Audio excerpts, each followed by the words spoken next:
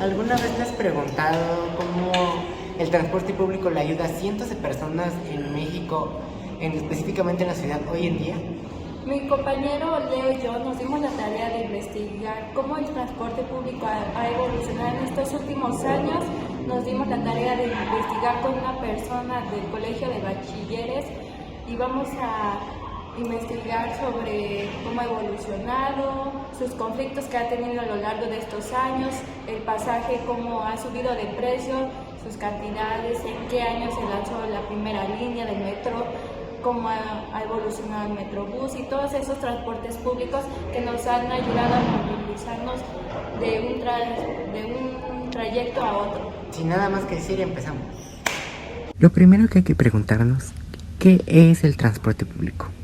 El transporte público de la Ciudad de México es un sistema complejo y multifacético que incluye diversos medios de transporte como el metro, el metrobús, el cablebús, RTP, trolebús, tren ligero, entre otros. Este sistema está administrado por el gobierno de la Ciudad de México en la zona metropolitana del Valle de México. Tiene como objetivo principal facilitar el desplazamiento de personas en la ciudad y sus alrededores. Bueno, a continuación voy a hablar sobre el surgimiento del metro en la Ciudad de México en los años 1960. En contexto, el crecimiento poblacional y económico generó caos en el transporte. Los camiones, autobuses eran dominantes pero insuficientes. Colectivos como taxis generaron terreno y lograron crecimiento oficial en 1969. Una de sus soluciones fue que propusieron un tren subterráneo como columna vertebral del transporte público. Resultó la inauguración del metro en 1961, línea 1, con 12.7 kilómetros y 16 estaciones con ingeniería mexicana. Ahora voy a hablar sobre la reestructuración y nuevos retos en 1980 y 1990. Una de sus acciones fue bajo Miguel de la Madrid, que se integró el metro con ejes viales y rutas radiales. Se mantuvo el transporte eléctrico, trolebuses, tren ligero, pese a las crisis económicas que hubo en ese entonces.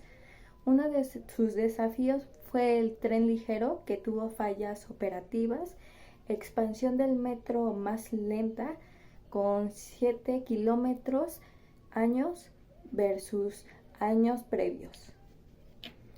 Ahora les voy a hablar sobre la crisis y la privatización del transporte en 1982 y 1996. En contexto, la crisis económica heredada por el López Portillo en 1976 y 1982 fue el recorte del gasto público atentada con servicios urbanos. Uno de sus cambios fue que surge la Ruta 100, autobuses públicos, en 1981 para reemplazar concesiones privadas. También uno de sus problemas fue la concentración de usuarios en línea 1 y línea 2, que fue la contaminación y preferencia por autobuses particulares. ¿Alguna vez te has preguntado por qué el transporte público en la Ciudad de México ya no cuesta solamente un peso? A continuación voy a hablar sobre la evolución de los precios en el metro, en el metrobús y transportes públicos en la Ciudad de México. En el metro, en 1969, empezó a costar un peso y después subió en 1980 de 2 pesos a 5 pesos tras la crisis económica e inflación que tuvo en esos años. En 1997 empezó a costar 1.5 pesos tras la privatización de autobuses y subsidios para competir en dichos años. En el 2010 empezó a costar 3 pesos tras la presión fiscal que tuvo y la modernización que tuvo a lo largo de esos últimos años. En el 2013 empezó a costar 5 pesos, que fue la eliminación gradual de subsidios. En el 2024 subió 7 pesos, que fue costos operativos e inflación. ¿Por qué se dio estos altos precios? Porque el gobierno subsidiaba hasta el 70% del costo radial. Ahora voy a hablar sobre cómo ha cambiado los precios del Metrobús en estos últimos años. Empecemos por el año 2005, que empezó costando nada más y nada menos que 3 pesos. Después, en el año 2010 subió a 4 pesos, que fue la expansión de líneas por la cual se dio este alto elevado precio. En el 2013 empezó a subir 5 pesos. En el 2019 subió 6 pesos tras la invención en flota eléctrica. ¿Por qué se dieron estos altos precios en el Metrobús? Fue tras la inversión y la tecnología, tras las tarjetas electrónicas, cámaras y bases ecológicas que se dieron a lo largo de estos últimos años, fue que estos altos precios elevaran en el Metrobús. Ahora voy a mencionar uno de los factores muy comunes por los cuales se dieron estos últimos elevados precios en estos transportes públicos. Uno de sus factores más comunes fue la inflación y la crisis de devaluaciones que hubo en 1982, 1994 y 2008. También fueron los subsidios recortados que hubo en esos últimos años. Desde los 90 el gobierno priorizó reducir el déficit, también tras la modernización del metro y Metrobús, que requieren mantenimiento costoso, ya que no es muy sostenible seguir un precio tras estos, porque requieren altos mantenimientos estas instalaciones para tener un buen transporte. También la gasolina, que los transportes privados como los microbuses dependen de precios internacionales y elevados. Para recabar más información acerca de otras personas que usan el transporte público, así que nos encontramos con el profesor. Bueno, mi nombre es el David Báez Hernández, soy profesor del área de Filosofía y de Artes. Ok, profesor.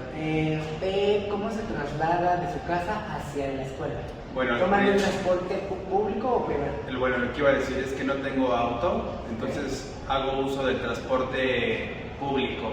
En mi casa tomo una combi a la estación del Metro Periférico Oriente. De esa estación me bajo en San Andrés Tomatlán y tomo un autobús, de los autobuses estos morados, aquí al colegio. Ok, en total, ¿cuánto gasta de ida y de vuelta?